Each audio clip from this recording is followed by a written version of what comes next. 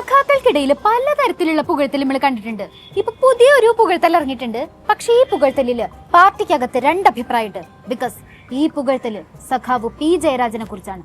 പുരായണം ഇന്ന് അവതരിപ്പിക്കുന്ന കഥയുടെ പേര് തൂണിലും തുരുമ്പിലും P Jayarajan. P Jayarajan fans ആകെ അസ്വസ്ഥരാണ് ഗൈസ്. പിന്നല്ലാണ്ട് പി ജെ പാർട്ടിയുടെ നെടുന്തൂണല്ലേ, എന്നിട്ട് പാർട്ടി ഇപ്പൊ മൂപ്പർക്ക് വേണ്ട പരിഗണന കൊടുക്കണ്ടോ? ഈ അണികളുടെ ആ രോഷം പലതരം ഫ്ലെക്സുകളായിട്ട് ഇപ്പൊ പ്രത്യക്ഷപ്പെടുന്നുണ്ട്.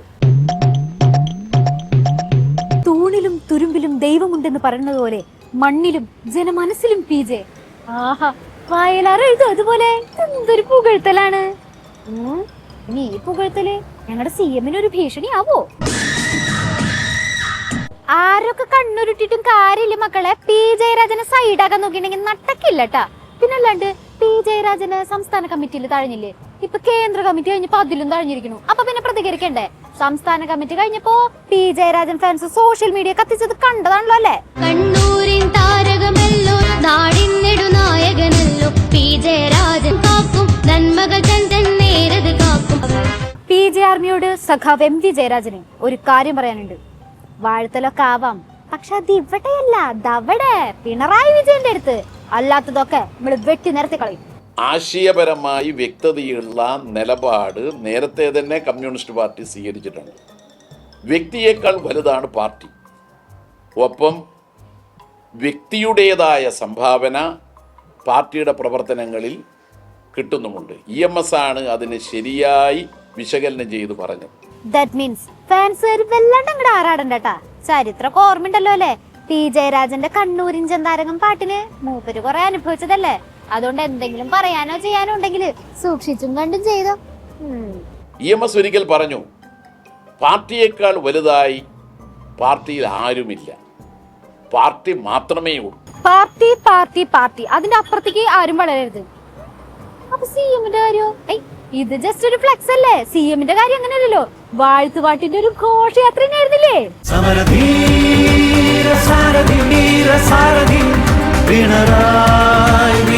ചെമ്പടയുടെ കാവലാളണ്ടാ, ബഹുമാനം കാണിക്കണം. അല്ല, അപ്പോ ഇതിനൊന്നും പാർട്ടിയുടെ വ്യക്തി ആരാധനാ നിയമം ബാധകല്ലേ? അല്ല, ഈ പിന്നെ പി ജയരാജനുമായി ബന്ധപ്പെട്ട കാര്യമാണല്ലോ. പിണറായിയുമായി ബന്ധപ്പെട്ട കാര്യങ്ങളെല്ലാം നമ്മൾ സംസാരിച്ച് ഏറെക്കുറെ ഒരു പൊതു അഭിപ്രായ സമന്വയത്തിൽ എത്തിയല്ലോ. നമ്മളല്ല, നിങ്ങള് പിണറായി സഖാവിന്റെ കാര്യത്തില് നിങ്ങളൊക്കെ കൂടി സംസാരിച്ച് കാര്യങ്ങളൊക്കെ കോംപ്ലിമെന്റ്സ് ആക്കി. വ്യക്തിപൂജയുടെ കാര്യത്തിലും ഡബിൾ ചങ്കൻ ഇളവ്. ഓ, ഈ ഡബിൾ ചങ്കന്റെ ഒരു പവർ ദൈവം കേരളത്തിന് നൽകിയ വരദാനമാണ് ഈ പിണറായി വിജയൻ എന്നാണ് സൂചിപ്പിച്ചത്. ദൈവം കേരളത്തിൽ നൽകിയ ആ വരദാനം എന്ന രൂപത്തിൽ കേരളം നെഞ്ചേറ്റ് നിൽക്കുന്ന ഈ മുഖ്യമന്ത്രിയെ തൊടാൻ സതീശനല്ല, സുധാകരനല്ല, കേരളത്തിലെ നിങ്ങൾ ഒന്നായ കരുതുള്ളി എഴുതിട്ട് വന്നാലും ഈ കേരളത്തിലെ ജനത സമ്മതിക്കില്ല. രക്ഷാകവചം തീർത്ത് തന്നെ കൂടെ ഉണ്ടാവും. ഇതൊക്കെ കണ്ടോണ്ടും കേട്ടോണ്ടും നിൽക്കുന്ന പാവം ഞങ്ങളുടെ പേജ്.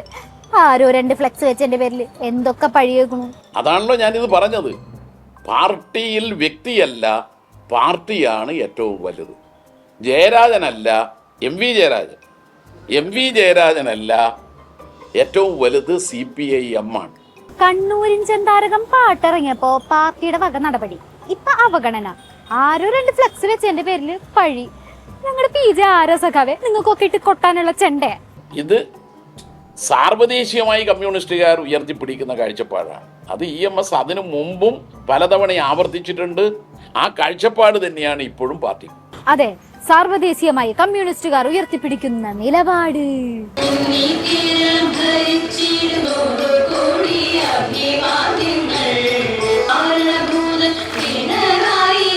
പിണറായി വിജയൻ സ്തുതികളുടെ കാര്യത്തിൽ ഏറെക്കുറെ എല്ലാവർക്കും ഒരു അഭിപ്രായമാണെങ്കിലും പി ജയരാജൻ സഖാവിന്റെ കാര്യത്തില് അങ്ങനെയല്ലാട്ടാ.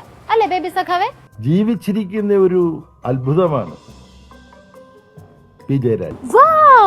തൂണിലും തുരുമ്പിലുമുള്ള ദൈവത്തെ പോലെ എന്ന ഫ്ലെക്സിനെ മറികടന്നുകൊണ്ട് പല പിണറായി വിജയൻ സ്തുതികളെയും മലർത്തിയടിച്ചുകൊണ്ട് MA ബേബി സഖാവിന്റെ ഒരു ബൂം ചിക്ക വാവോ ഷോട്ട്. ജീവിച്ചിരിക്കുന്ന അത്ഭുതമാണ് പി ജയരാജൻ. അദ്ദേഹത്തെ തുണ്ടം തുണ്ടം വെട്ടി, കയ്യ് ശരീരഭാഗങ്ങളൊക്കെ മുറിഞ്ഞുപോയി. അദ്ദേഹത്തെ ഇന്ന് ജീവിച്ചിരിക്കാൻ സഹായിക്കുന്നത് അദ്ദേഹത്തിന്റെ പാർട്ടി. ഈ പാർട്ടി അദ്ദേഹത്തിന് കൊടുത്ത മനക്കരുത്ത്, അദ്ദേഹത്തിന്റെ വ്യക്തിപരമായ ആത്മധൈര്യം, പിന്നെ കണ്ണൂരിലെ സഹകരണ പ്രസ്ഥാനം. പക്ഷെ എന്തൊക്കെ പറഞ്ഞിട്ട് എന്തുട്ടാ സഖാവേ കാര്യം? കണ്ണൂരിന്ന് തന്നെ മൂപ്പർക്കെതിരെ ശബ്ദം ഉയർന്നത് നമ്മളിപ്പോ കണ്ടതല്ലേ? ജനങ്ങൾക്കിടയിൽ കണ്ണൂരിൽ അദ്ദേഹത്തിനോട് വലിയ സ്നേഹമാണ്, വലിയ ആവേശമാണ്. അവര് കണ്ണേ കരളെ എന്നെല്ലാം വിളിക്കും, ചെന്താരം എന്ന് പറഞ്ഞ് വിളിക്കും. അപ്പൊ പി ജയരാജൻ പുകഴ്ത്തലില് പാർട്ടിയിൽ രണ്ട് അഭിപ്രായമുണ്ട്. പിന്നെ പി ജയരാജൻ തളയില് നിങ്ങൾക്ക് പണ്ടേ ഒരു ഹോബി ആയിരുന്നല്ലോ, എന്നിട്ട് പിണറായി വിജയന്റെ വാഴ്ത്തുപാട്ടിൽ മാത്രം എല്ലാവർക്കും ഫുൾ സപ്പോർട്ട്. ഇതാണ് പി ജെ പറയണത്. ചിലർക്ക് റെഡിയാവും, ചിലർക്ക് റെഡിയാവില്ല. നിങ്ങളത് റെഡിയായില്ല, സാരില്ല. നേരത്തെ എം പി ജയരാജൻ പറഞ്ഞ പോലെ പാർട്ടിയുടെ സർവ്വദേശീയ നിലപാടാണ് ഇതെന്ന് കരുതിട്ട് ആശ്വസിക്കുക, അല്ലാണ്ട് ഇപ്പൊ എന്തുട്ടാ പറയുക. ആശാ വർക്കേഴ്സ് അവരുടെ സമരം തുടരാണ്. സർക്കാരിന്റെയും സഖാക്കളുടെയും പുച്ഛവും അവഗണനയും മറുഭാഗത്തും തുടരുന്നു. എന്നോട് വന്ന് അവൻ അപേക്ഷ തീർച്ചയായിട്ടും ഉണ്ടാവും. അപേക്ഷിക്കണ്ട, എന്നോടൊരു അഭ്യർത്ഥന നടത്തി എനിക്കൊരു കത്ത് തന്നാൽ, ഒരു മധ്യസ്ഥൻ്റെ ലേബർ മന്ത്രിയാണല്ലോ, ഒരു മധ്യസ്ഥനാവുന്നതിൽ തെറ്റൊന്നുമില്ല. എന്നെ കണ്ടുവന്ന് അപേക്ഷിക്കട്ടെ, അപ്പൊ നോക്കാം ബാക്കി കാര്യം. ആ ശരി, മൂപ്പര് തൊഴിൽ മന്ത്രിയല്ലേ, ചിലപ്പോ വല്ല ഇടപെടലും നടത്തിയാലോ. അങ്ങനെ കഴിഞ്ഞ ദിവസം മന്ത്രി വി ശിവൻകുട്ടിയും ആശാ വർക്കേഴ്സും തമ്മിൽ കൂടിക്കാഴ്ച നടത്തി.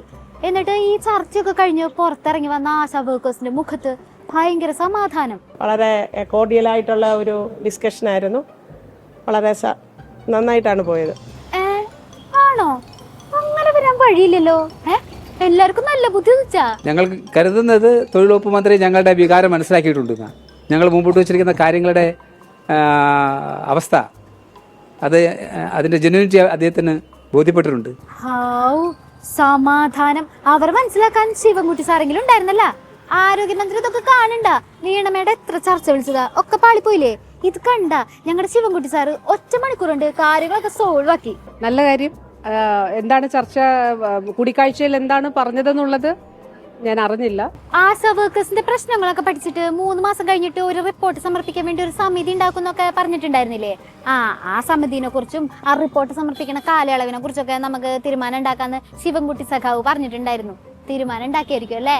നമ്മൾ മീറ്റിംഗിൽ എടുത്ത തീരുമാനമാണല്ലോ, അതുമായി മുന്നോട്ട് പോകും. ഇതെന്താണ് വീണ മേഡം മുമ്പ് തന്നെ പറഞ്ഞോണ്ടിരിക്കണത്?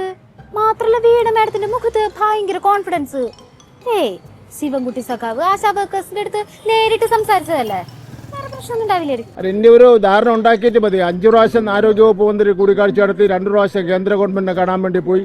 ഇത്രയധികം പിന്നെ ഒരു സമരം ഒത്തുതീർപ്പാക്കുന്നതിന് വേണ്ടി ഒരു മന്ത്രി ഇനിഷ്യേറ്റീവ് എടുക്കുക എന്ന് പറഞ്ഞാൽ ഏറ്റവും വലിയ കാര്യം തന്നെയാണ്. ഒന്നിരട്ടി വെളുത്തപ്പോഴത്തേക്കും സംസാരത്തിന്റെ ടോണിലൊക്കെ എന്തൊരു മാറ്റം. കഴിഞ്ഞ ദിവസത്തെ കൂടിക്കാഴ്ചയില് ഇങ്ങനെയൊന്നും ആയിരുന്നില്ലല്ലോ പറഞ്ഞത്. ഏത് ഗവൺമെന്റ് ആയിരുന്നാലും ഇതിനപ്പുറം ഒരു വ്യവസ്ഥ ഉണ്ടാവാൻ വേണ്ടി പോകുന്നില്ല. ആശാ വർക്കേഴ്സിന്റെ കാര്യത്തില് സർക്കാരിന് ഇനി ഇതിന്റെ അപ്പുറത്തേക്ക് ഒന്നും ചെയ്യാനില്ല, അങ്ങനെയല്ലേ ആ പറഞ്ഞതിന്റെ അർത്ഥം? അപ്പൊ കഴിഞ്ഞ ദിവസം ഓണറേറിയം കൂട്ടാന്നും പിന്നെ ആശാ വർക്കേഴ്സിന്റെ പ്രശ്നങ്ങൾ പഠിക്കാൻ നിയോഗിച്ച ആ സമിതി ഉണ്ടല്ലോ, അതിനെ കുറിച്ച് ആരോഗ്യമന്ത്രിയോട് സംസാരിക്കാന്നൊക്കെ പറഞ്ഞതോ? എന്റെ ഭയ ഞാനൊന്നും പറഞ്ഞിട്ടില്ല. മുതലാളി ഒരു പ്രാവശ്യം പറഞ്ഞിട്ടുണ്ട് ബോട്ടിൽ വെച്ചേ, മുതലാളി മറന്നുപോയത്. ശിവൻകുട്ടി സഖാവിന്റെ മാറ്റം കണ്ടപ്പോഴ് എല്ലാരും നന്ദാളിച്ചിരുന്നു. നിങ്ങള് സാധാരണക്കാരൊക്കെ മനസ്സിലാക്കാൻ തുടങ്ങിയൊന്നു. ഇപ്പൊ ശരിയായി. അപ്പോ അധിക്ഷേപത്തിന്റെയും അവഗണനയുടെയും കൂട്ടത്തില് സർക്കാരിന്റെ വക പറഞ്ഞു പറ്റിക്കലും കൂടി. വാവ്, നന്നായിട്ടുണ്ട്.